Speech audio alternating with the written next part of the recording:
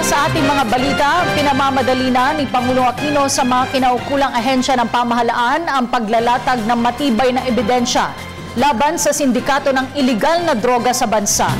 Ito ay kasunod ng pagpapaliban ng Indonesia sa pagbitay sa OFW na si Mary Jane Veloso. Ayon sa Pangulo, prioridad ngayon ng pamahalaan na maputol ang operasyon ng iligal na droga na bumibiktima sa mga OFW. Narito ang ulat ni Rocky Ignacio.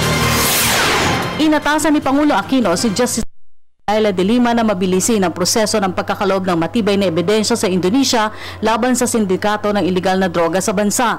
Nagsalita ang Pangulo matapos pahintulutan ng pamahalaan ng Indonesia na ipagpaliban ng parusang bitay sa Pilipinas si Mary Jane Veloso dahil sa kaso ng iligal na droga.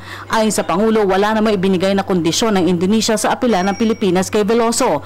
Mismo si Pangulo Aquino ang nakiusap kay Indonesian President Joko Widodo na ikonsidera ang parusang bitay kay Veloso dahil sa kahalagahan ng testimonya nito bilang witness sa kampanya ng Pilipinas laban sa operasyon ng iligal na droga. Now, conditions are concerned, tinanong lang tayong how long will it take to complete our processes. So for instance, we try to be very factual. My understanding is the SOJ will be talking to their Attorney General to discuss all our procedures. No? I told them honestly, bakit might take longer than something like 2 months. We're only at the preliminary investigation stage. But I will be tasking the SOJ in particular to expedite the whole process of really ferreting out all of the facts, bring to the bars of justice all concerned, and perhaps facilitate the capture of others, especially on the drug front, who brought her to this predicament.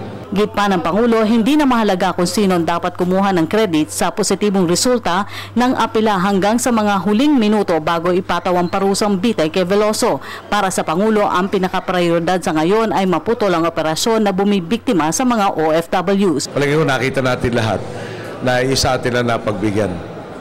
No? So, sa akin, as usual, hindi importante naman dapat bigyan ng kredito dito. At bahala ng taong bayan.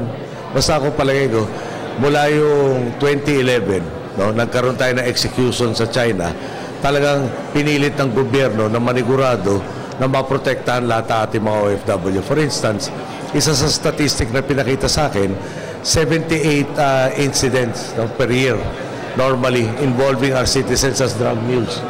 Okay? Yung after the efforts starting in 2011, the number is now 14. Okay? Yung mga ibang tao nagko-komentaryo na wake-up call to na dapat tayo kumilos, kami matagal nang mulat ang mata namin, kumikilos kami. At nagkakaresulta na. Kasunod nito, muling nagpaabot ng pasasalamat si Pangulo Aquino kay Widodo kasama ang buong pamahalaan ng Indonesia sa pagkonsidera sa apela ng Pilipinas para kay Veloso. So, na-inform tayo ni SFA na the stay of the execution parang way past 2 o'clock. Okay. Now, we'd like to thank the Indonesian government for the rapidity of the response on this proposal. You were a witness to the fact that this was an idea happened roughly before noon, okay, which we communicated to the foreign minister. And from the time we communicated it, diniretso na kay President Widodo, and they had to discuss this until very late hours. Okay. Now, we understand how major this thing is.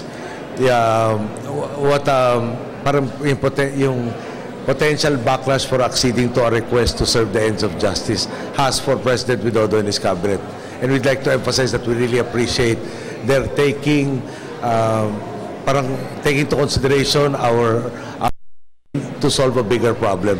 Nauna nang sinabi ng Malacanang na ang aksyon ng Indonesia ay pagpapakita ng kahandaan na makipagtulungan para sumpuin ang iligal na droga sa riyon. Para sa Telebisyon ng Bayan, Rocky Ignacio.